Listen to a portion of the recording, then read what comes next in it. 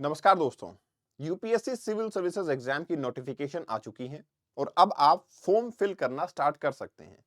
लेकिन ये वीडियो होने वाला है कुछ इंपॉर्टेंट चीजों के बारे में जो आपको ध्यान रखनी है फॉर्म फिल करते हुए। मतलब मैं ये बोलूंगा, मैं हर वो मिस्टेक बताने वाला हूं आपको जो आपको नहीं करनी है while filling the form for civil services exam 2024। चलिए जानने की कोशिश करते हैं, समझने की कोशिश करते हैं। सबसे पहली और सबसे मोस्ट इंपॉर्टेंट चीज देखिए, होता क्या है, जैसे ही फॉर्म आता है सिविल सर्विसेज का या किसी भी अदर पोस्ट के लिए, तो हम थोड़ा वेट करने लग जाते हैं कि कोई बात नहीं, काफी दिन है, फॉर्म फिल कर देंगे। पहली तो चीज, लास्ट डेट आपको पता है 5 मार्च 2024 है, मतलब 5 मार्च लास्ट डेट है।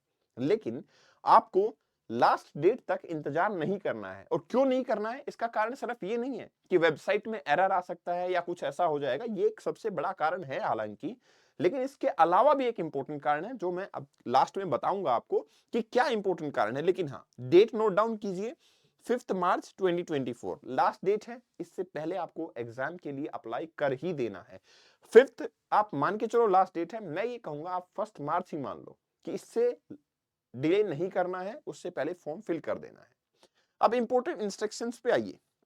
देखिए, कई बार क्या होता है, हम काफी सारी चीजों से डरे हुए होते हैं कि ये मेरी डिग्री है, ये ऐसा है, मैं लास्ट ईयर में हूं, अभी मेरे एग्जाम नहीं हुए हैं, तो मुझे क्या करना है। देखिए, जो भी आपका एडमिशन होता है ना, जो आपके एडमिट कार्ड आते हैं, जो आपका एडमिशन होता है, आप मेंस एग्जाम देते हो, आप प्री एग्जाम देते हो, ये सब प्रोविजनल होता है।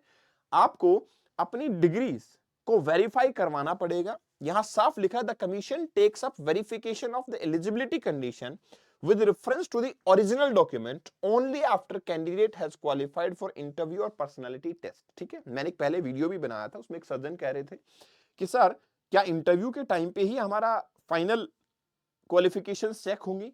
मैंने बोला था हाँ, लेकिन उनको कुछ शायद इशू आया है उस बात में। लेकिन आप ये क्लियर लाइन पढ़िए, ठीक है, ये सब प्रोविजनल है आपका, जब तक कमीशन सेटिस्फाई नहीं होगा। और वो सेटिस्फेक्शन कब होगा, जब आप पर्सनालिटी टेस्ट इंटरव्यू के लिए जाते हैं, जब उसके लिए क्वालिफाई करते हैं, तब आपके ये चेकआउट होंगे डॉक्यूमेंट फाइनली। ठीक है, दूसरी इंपॉर्टेंट चीज क्या है, इंपॉर्टेंट चीज ये है इंस्ट्रक्शन नंबर 9। इसको पढ़ना बहुत जरूरी है क्योंकि ये सबसे बड़ा बदलाव है यूपीएससी के फॉर्म के अंदर। इस बार क्या है, ये किस रेस्पेक्ट में है, जो आप फोटोग्राफ अपलोड करते हो ना, उस रेस्पेक्ट में है। देखिए, एक तो सबसे पहली इंपॉर्टेंट चीज क्या कही गई है, आप जो फोटोग्राफ अपलोड करेंगे ना, वो जो आप अपलोड कर रहे हैं वो 10 दिन से ज्यादा पुराना फोटोग्राफ नहीं होना चाहिए। ठीक है, फोटोग्राफ जो है आपका, जो भी ऑनलाइन एप्लीकेशन स्टार्ट हुआ, फॉर एग्जांपल ऑनलाइन एप्लीकेशन आपके स्टार्ट हुए हैं फरवरी के अंदर, तो आपका 10 दिन पुराना, उससे ज्यादा पुराना आपका फोटोग्राफ नहीं होना चाहिए। दूसरा, फोटोग्राफ होना कैसा चाहिए वो देखिए, यहां पे इंश्योर कि name of the candidate and date जिस पे फोटोग्राफ खींचा गया है वो नीचे मेंशन हो। ठीक है, और इन टोटल जो सरफेस एरिया होगा ना, उसमें से 3/4 एरिया जो है, स्पेस जो है, वो फेस के लिए ही दिया गया हो। ऐसा नहीं कि कैसा भी फोटोग्राफ आप डाल देंगे, 3/4 एरिया फेस कवर करे। अब इंपॉर्टेंट एक और चीज आती है, सुनिए, अब ध्यान से सुनना इसको। मान लो आपके बियर्ड्स रखते हो आप अभी, ठीक है, दाढ़ी रखते हो आप, मूछ रखते हो आप, तो अगर आप ऐसा कोई फोटोग्राफ डाल रहे हो ना, तो आपको मेंस एग्जाम में, प्री एग्जाम में, आपके इंटरव्यू के अंदर वो बियर्ड्स मेंटेन करने हैं। अगर आप माउस्टेचेस रखते हो, मूछ रखते हो, तो आपको वो मेंटेन करनी पड़ेंगी। तो पहले से डिसाइड कर लेना, ऐसा आप मॉडिफिकेशन नहीं कर पाओगे। यहां क्लियर मेंशन है, फॉर इंस्टेंस अगर कैंडिडेट ने बियर्ड के साथ फोटोग्राफ डाला है तो he must appear the same look in preliminary exam, mains exam and the interview personality test. ठीक है, सेम विद द केस, अगर आपके स्पेक्टिकल्स हैं, मैं चश्मे के साथ फोटो डालता हूं, तो मुझे अपने एग्जाम में चश्मे के साथ ही जाना पड़ेगा, ये बाइंडिंग है। तो इसको आप थोड़ा सा ध्यान रखेंगे, ये सबसे इंपॉर्टेंट और ये बड़ा बदलाव है इस बार। ठीक है, इस बार ये एक नया बदलाव है, चेंज है। नेक्स्ट इंपॉर्टेंट चीज क्या है, जब आप फॉर्म फिल करेंगे तो सबसे पहले तो आपको क्या करना पड़ेगा, वन टाइम रजिस्ट्रेशन करना पड़ेगा, जो आप एप्लीकेशन पे जाके यूपीएससी की वेबसाइट पे जाके कर सकते हैं। इंपॉर्टेंट क्या है, रजिस्ट्रेशन करने के बाद में लाइफ में एक बार ही रजिस्ट्रेशन करना पड़ेगा आपको, उससे बेसिक डिटेल आपके फॉर्म के लिए उठा लेगा, फिर आप फॉर्म अप्लाई कर सकते हैं।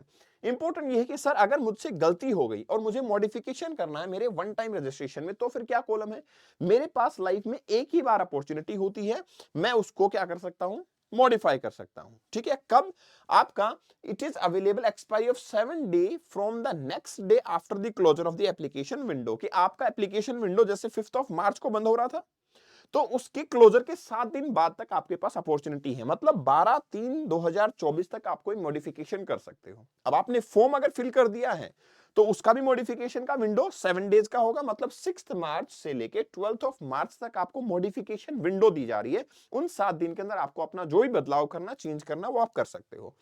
अब दूसरी चीज क्या थी, जैसा मैंने पहले बताया था आपको कि आपको सबसे पहले फॉर्म अप्लाई कर लेना है जितना जल्दी हो सके। उसका कारण क्या है भाई, ऑब्वियस सी बात है, आप ये चाहेंगे कि आपका जो एग्जामिनेशन सेंटर आए वो आपके आसपास में आए, ताकि आपको जाना कन्वीनियंट हो, आसानी से आप बिना किसी अदर प्रेशर के पेपर दे के आ सकें। इसके लिए जरूरी होगा कि आपको सेंटर अपनी मनपसंद का मिले। ये होता है first apply first allot system के हिसाब से।